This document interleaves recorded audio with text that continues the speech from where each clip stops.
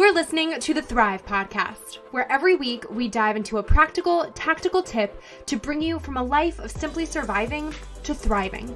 It's personal development for the everyday girl who is done with coasting through her days, done with feeling like she's missing out on the deeper meaning of her own life, and done with mediocrity once and for all.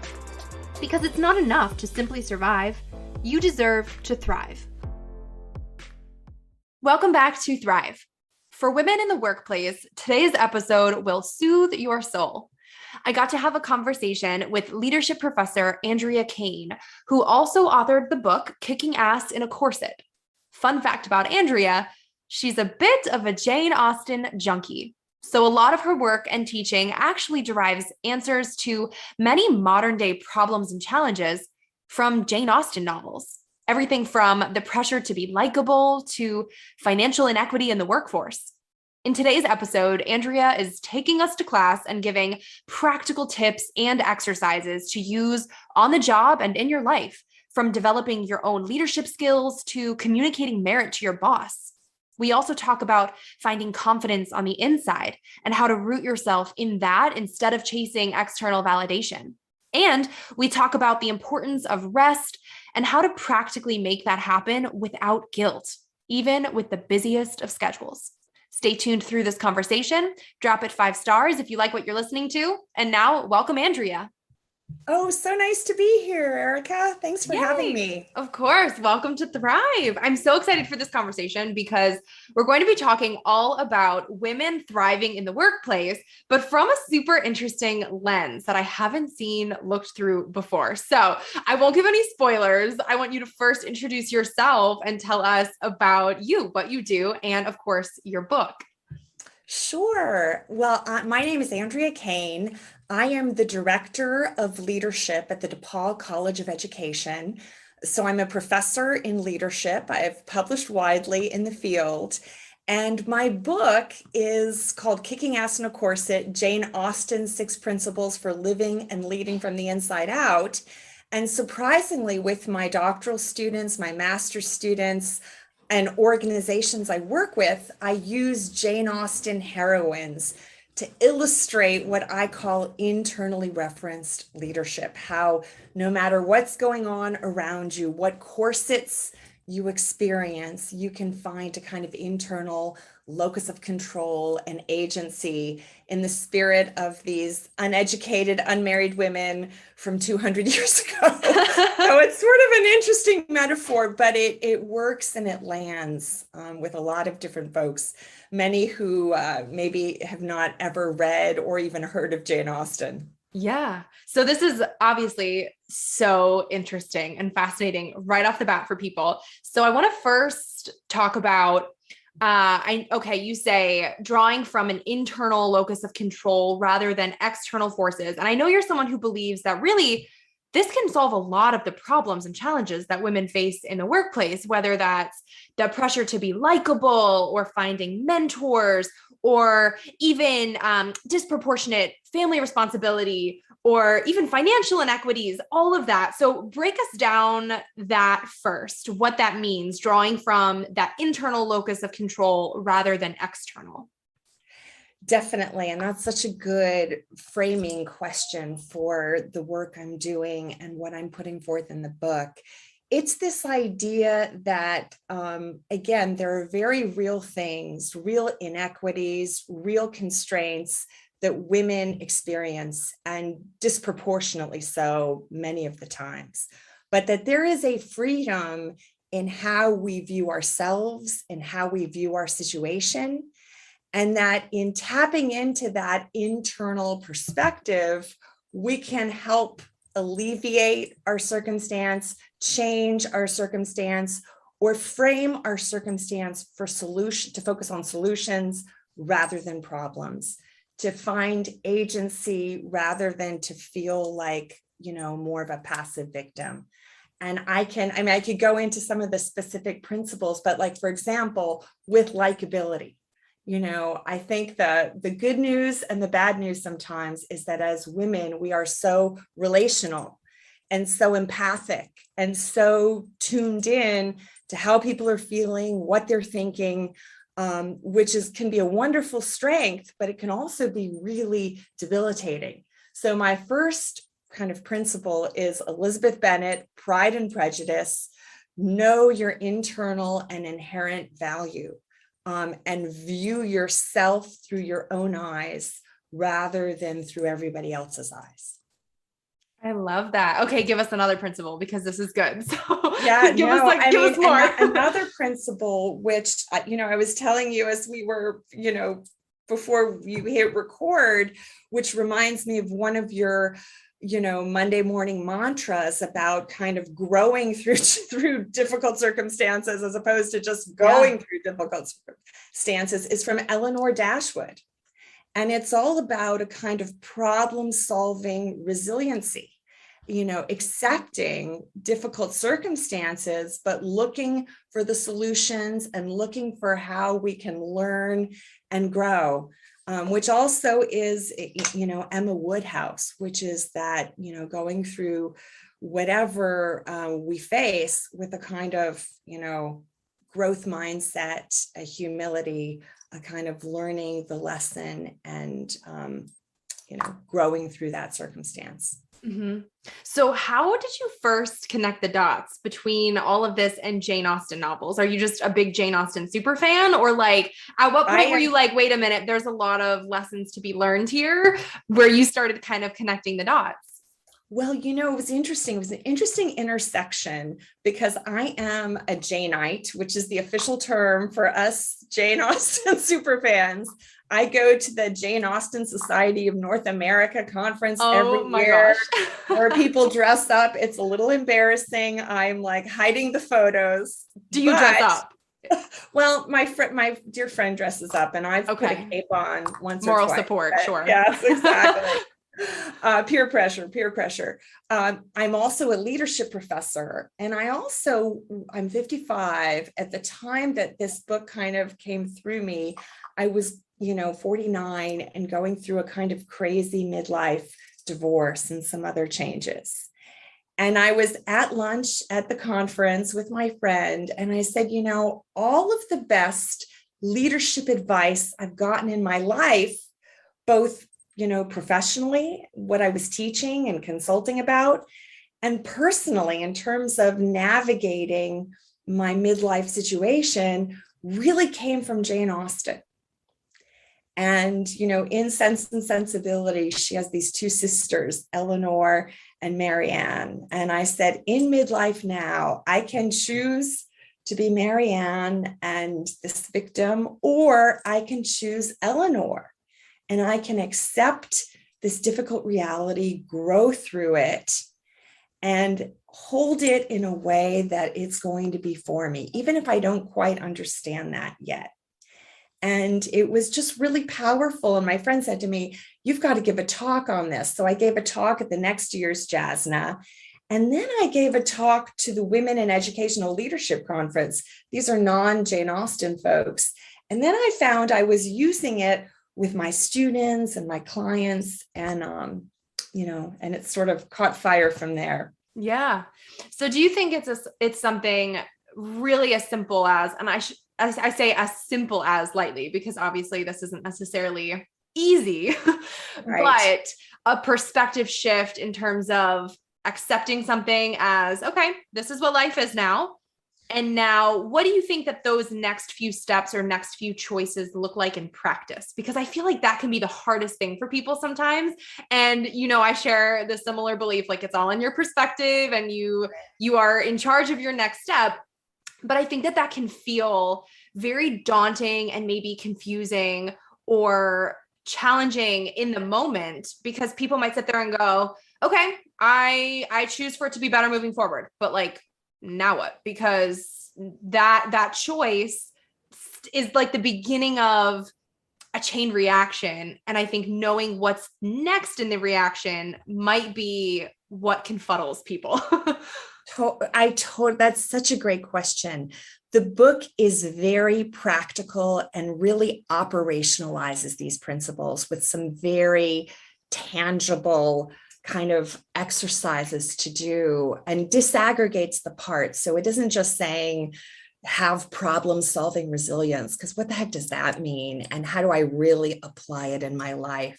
So for like Eleanor Dashwood, I break it down into very concrete exercises. For example, I talk about reporting on something that quote unquote happened to you with complete objectivity and no judgment words. I talk about going to the balcony so that you are in your life, but not of your life, and you could see it from a kind of dispassionate perspective so that you could then not just focus on the problems, but brainstorm solutions. And how can you reframe the situation as opportunities? So it's very, I talk about this practice of saying that which is right is unfolding, even if you don't understand, but kind of putting a pin on the ground and then revisiting a month later. I walk readers through a meditation where you think about a very difficult situation that happened maybe 10 years ago. And you reflect on all the blessings that came in during that time. Who were the people who witnessed you? Who were the people who were there for you, who reached out to you? And then you reflect on all the lessons you learned.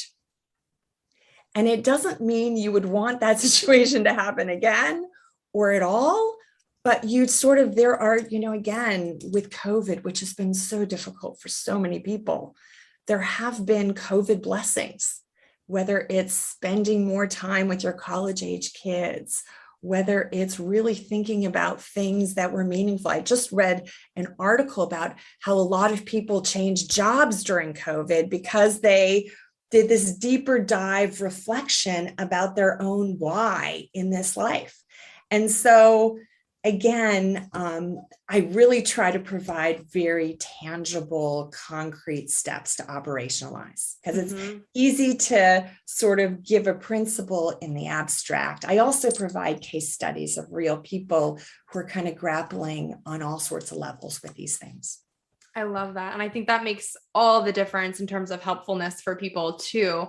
And I think that you are so right in that. And I think this is something really important for people to know, because we talk about this a lot on Thrive, the idea of perspective or just kind of, and positivity or optimism and what all of that means and kind of where the line is between positivity and toxic positivity, for example, or like those catchphrases or words that you hear in society today that kind of give something feet, real legs to stand on versus make it this fluffy woo-woo idea that's like, yeah, whatever, that sounds great, but like, welcome to the real world.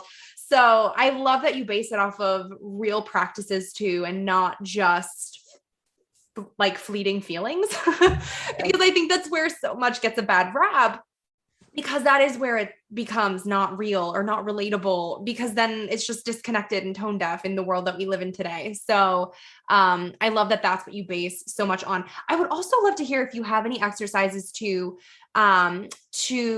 help women develop their leadership skills or become more confident as leaders. Because I think too, like, especially with COVID, how many people ended up having to work from home, or how many people do work from home now, or are also kind of, navigating parenthood while having their full-time job, whatever the case might be, where now people are going like, wait, am I still good at my job? Like, what even is my job now? Or maybe just like confused, or on the flip side, navigating leadership in a whole new world or a whole new realm that they haven't seen before, or just trying to rise the leadership ranks in what feels as close to normalcy as can be, given everything that we've been through now. So I would love to hear, since you also you are a leadership professor. So talk to us about women in leadership.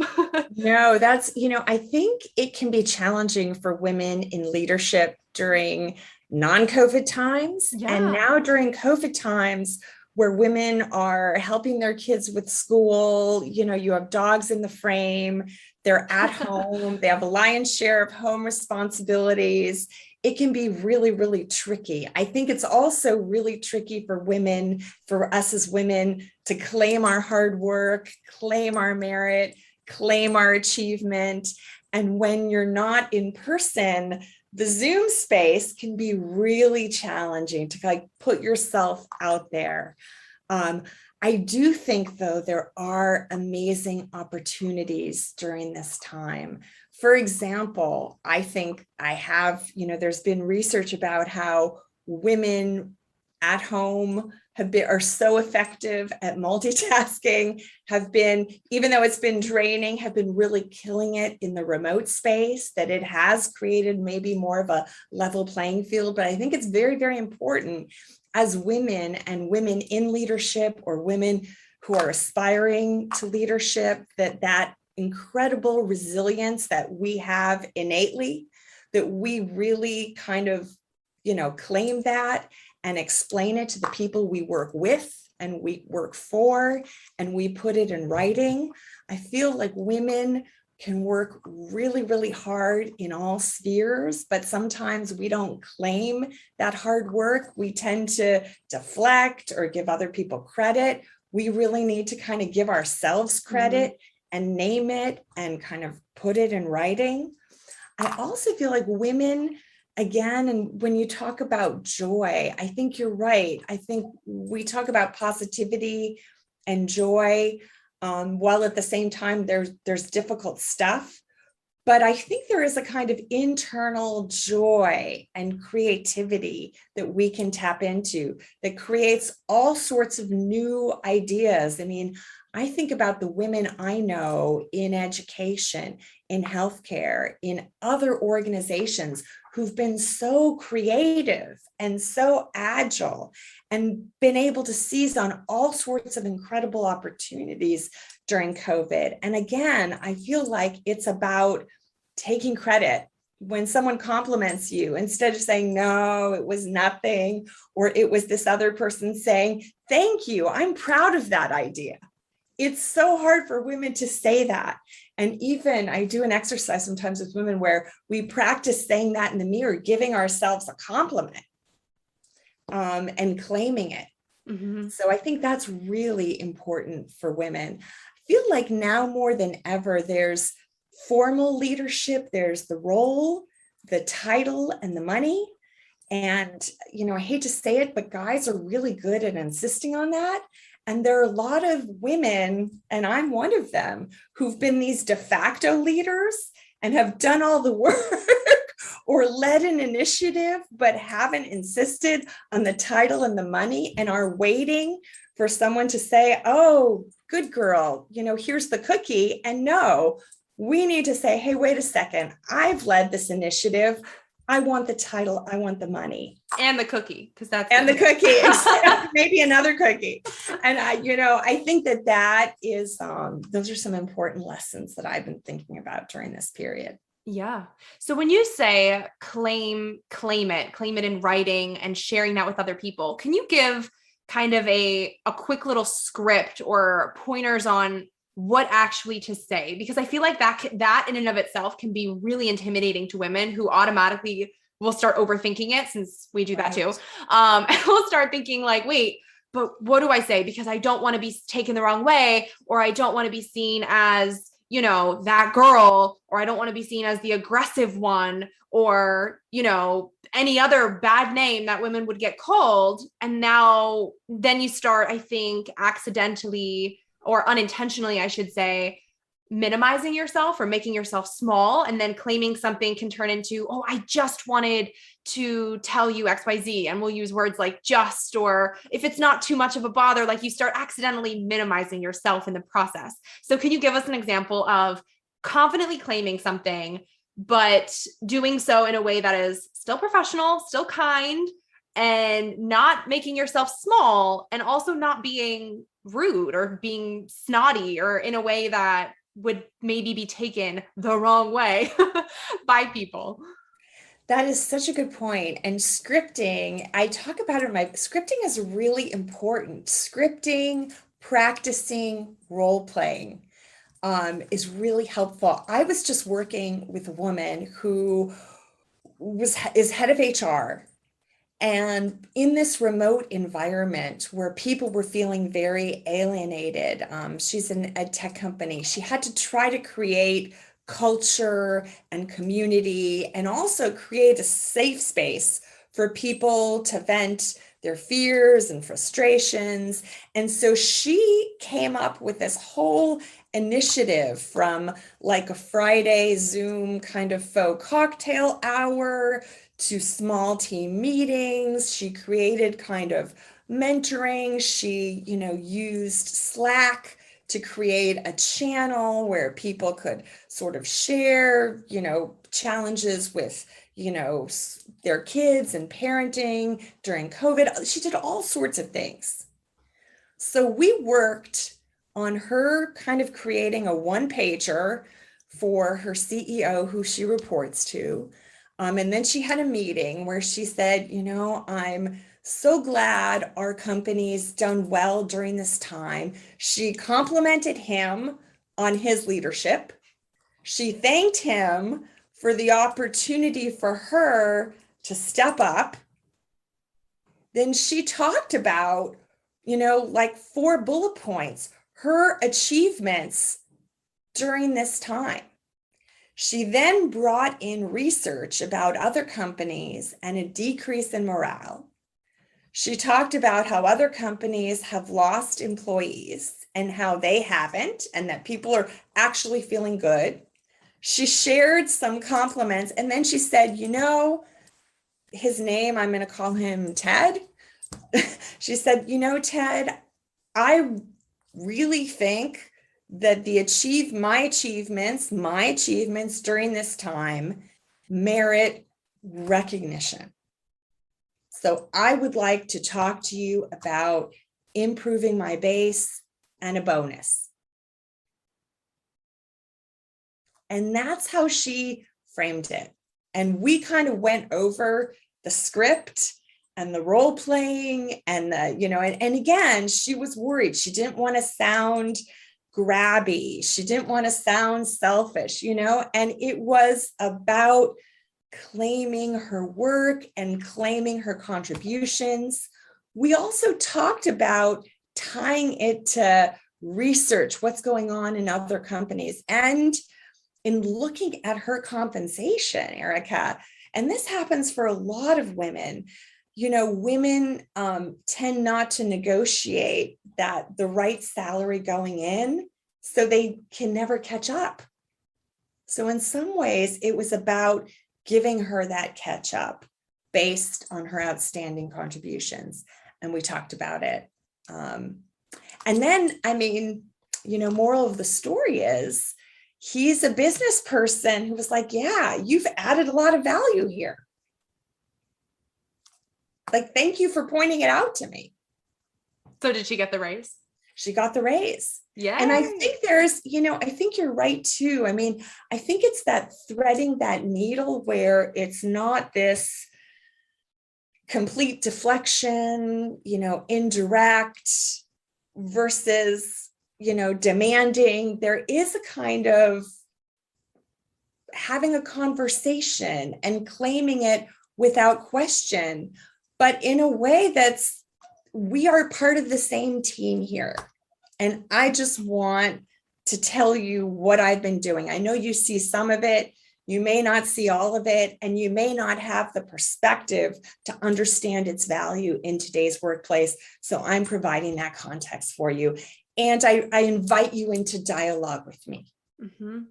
I think that's so important. And I see that all the time too, in what I do in a totally different world, whatever, talking to brands and negotiating rates and all of that sort of thing. And a lot of it is, I think, or what I recommend people do, is approaching the conversation, giving people the benefit of the doubt that, of course, they also want a fair, mutually beneficial partnership or relationship with you. Because if they don't, that will become clear pretty quickly based on their reaction to whatever you say. But if you approach it timidly or minimizing yourself or already assuming that they're not going to budge on you, well, you're definitely not going to get what you want at the end of the day. They may or may not know how you feel. And it's probably not going to be this great long-term relationship because you're still going to end up dissatisfied at the end of it. So I like to say to people, like, give them the option to see where you're at and give them the option to say no. But after being fully informed, being on the same page as you, give them the research, do the work, because you can't assume that they are on their end. They have a full to-do list of other things that don't involve, let's see if I'm paying Sarah fairly today. Like, Right, no, they just right. probably, they're not even thinking of it. It doesn't mean they don't want to pay you fairly or that they don't want you to be satisfied or feel fulfilled or anything like that. It just means they're also humans with a job and they've got their own to-do list and it's just not on their radar unless you put it there. That is such a good point. I talk all the time about presuming good faith. Let's presume that they value you and that you value you, and that you're just explaining to them other ways to look at your value, or that your value's increased, and you're giving them that information because they value you. I honestly think that makes it an easier conversation to have too, because you don't feel like you're having to prove yourself too. And then you don't have as much of a tendency or a knee-jerk reaction to add those minimizing words, because you don't feel like you're trying to go, okay, well, this is why you should like me, or this is why you should think I'm good, or this is why you should think I'm worthy. You're just assuming that you're assuming that you both already know that you are, which makes it an easier conversation, I think. So true. And that's why I think that inner work of like knowing our worthiness going in is so important. Do you have any exercises for that, for people to kind of give people the pep talk or little self-evaluation that's rooted in that balance between who you are and what you do? Because I think sometimes we see either it's entirely just who you are, not based on anything, and then you see it where it's entirely based on what works you're doing or these other performative things. So where's that line between just being who you are versus doing something, and how those kind of work together in the workplace, especially? Yeah. So I would love to flesh that out. There's so much rich stuff there. I think the first thing I would say is that, and this may sound counterintuitive, I believe, and this is very inspiring for me from Jane Austen, is that our value, how we value ourselves, needs to be inherent and unconditional and not tied to our work. So we're not searching for worthiness from our employers, which may never come, or even if we're wildly successful, if our worth is attached to the sales figures, we're always going to be worried, are they going to drop? How are they doing? And you can never fill yourself up from the outside. So there's always going to be this mild level kind of angst. I'm my sales figures. I'm my ratings, I'm my followers. And we're going to be checking every day because our worthiness is now tied to that. So I think it's important that worthiness really be an inside job and not tied to the outside. I also think when we're going in to have that discussion with a sponsor or about a raise or about an endorsement, whatever it is, it's really important before we go in, instead of having them use their rubric for success, their criteria on us, it's really important that we have our own, I call it the personalized rubric. How are we measuring the worth of our performance? How are we measuring the value we're adding? I think that needs to be the starting point. I also think it's really, really important to have some objective research beyond the, organization, beyond the transaction. So we can come in with figures about what's going on in the field. And we bring that in, and that I think can really objectify the whole experience. I think it's also important to remember, because I think, again, this is like Alicia Menendez's The Likeability Trap, which is a book I really love. I think as women, we are searching for can be searching for this emotional approval.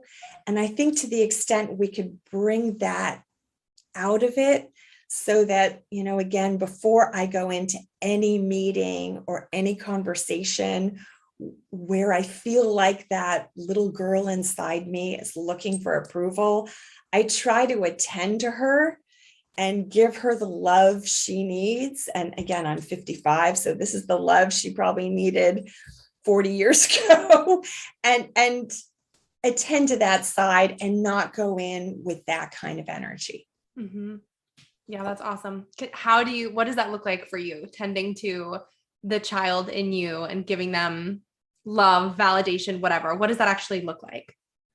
It can look like a couple things. It can look like, scheduling, a walk in the woods by my house.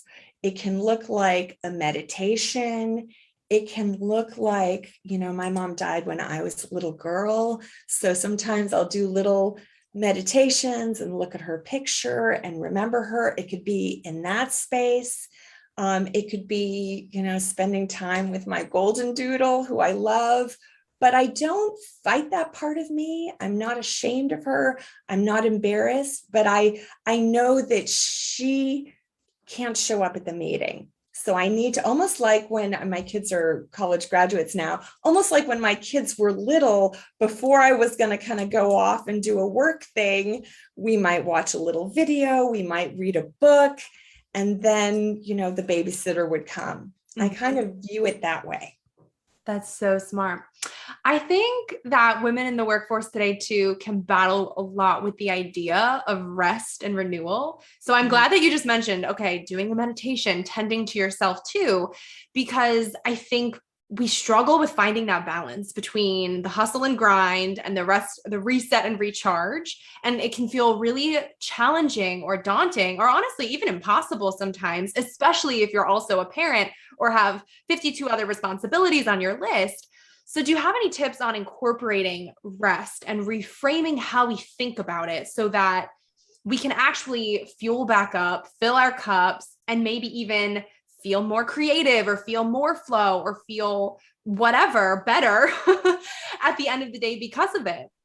That's such an important point and really good question. And one of my principles, and this is something I wish I had known in my 20s. I mean, there are a bunch of things in the book or things I wish I had known as a woman in my 20s, but because rest and renewal would always come at the end. And I would never get through the to-do list. So I would put it off, and then have a collapse and need to take like 3 days. Rest and renewal need to be sacred and built in every day. And I know a lot of people are saying it's impossible. I'm a working mother. I'm doing too much. But first of all, it makes us better at mothering. It makes us better at our job. It makes us more creative, and it's absolutely necessary. If you run an organization, you need to give space in the organization for that. I do a lot of work with an ed tech company, and I remember contacting the COO, who I'm really also good friends with, on a Saturday about a work thing. And he's like, Saturday is dad time, mom time. And I thought it was such a great precedent that he is setting, because it's essential to feel full and to have that balanced life. And it's also really essential to be a productive worker. I think it was Iceland that just did this research on the 4-day work week. Yes. And found that a 4-day work week actually facilitates people being more productive. Mm-hmm. When it comes to great ideas and being in flow, that childlike dreaming nature is absolutely important. I think it's also really important for women. And again, this is the good news, bad news about being so relational, to have time just with ourselves, just with our feelings, just with our thoughts, just even to identify our own needs. We need time. And it could be 15 minutes a day, 20 minutes a day. It could be that bath, that meditation, just putting in our earbuds and listening to a podcast that has nothing to do with parenting or our work. Your podcast is absolutely essential. Yeah, I couldn't agree more. I think sometimes too, it's like if you don't put yourself as a priority, who is going to? And I think sometimes we notice that too late in the process. At least for me, I end up noticing it too late when it's been like a week or 2 weeks or so where I haven't been prioritizing myself. My husband's been doing his thing and I'm doing being a mommy and everything. And then I sit back and I'm like, wait, I'm frazzled. And why am I? And then I'm too far frazzled to even take a step back and realize why I'm frazzled in the first place. Cause all of the things were just hitting. And then you're like, wait a minute. Now I'm like playing catch up on my self-care, where it's like, sometimes at the end of the day, your kid's not taking care of you because that's not their job. And your spouse, they might take care of you in some ways and you take care of them in some ways, but there's some things that you are the one that is best to do because you know what you need, you know your body, you know your mind, you know where you're at. And sometimes you have to just be willing to go, you know what? I will show up as a better mother, spouse, partner, parent, human being tomorrow if I take care of this today. And that's totally okay. It's so true. And you use the word refuel. It really is the perfect metaphor, because if you aren't constantly attending to that, you're going to run out of gas, and the whole enterprise is going to come to a halting screech. And instead of letting it get to that point, to really attend to it and to notice, I also think, again, it's very hard for women sometimes. And I am someone, it's taken me so long to realize this, to ask for things directly. You know, we'll give time to other people thinking, oh, they're going to notice and give time to us. But really, it's for us to say, hey, you know, I need an hour. I need a couple hours. I need talk about time out. I need a time out for myself to just go read and regroup for a little while. I think it's really, really important to claim that and to notice, you know, and if you can, just to find some ways, if you can't build it in on a daily basis, maybe you can build it in on a weekly basis. Yeah. So good. So important. Well, Andrea, I want to start wrapping things up by asking you something that I ask all Thrive guests, and that is, what does thrive mean to you? And how do you strive to thrive in your everyday life? Oh, what a great question. I think thriving means to me to constantly be growing and learning and shedding what doesn't serve me, and like discovering this like new skin that is perfectly me, but at the same time, completely new. I love that. That's awesome. So thank you so much for coming on the podcast today. Can you tell everybody where they can find you online to connect with you more? And of course, where they can grab a copy of your book, Kicking Ass in a Corset?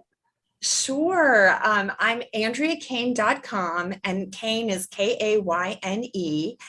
And Kicking Ass in a Corset is available anywhere you get books. So Amazon, lots of independent bookstores, Apple, Barnes and Noble, anywhere you get books. And thank you so much for having this wonderful discussion with me. Wait, before you go, make sure you're subscribed to never miss an episode of Thrive. Drop 5 stars on your way out if you like what you just listened to, and come join the party on Instagram at thrive.podcast to stay inspired and thriving all week long. Thanks for tuning in. It's your time to thrive.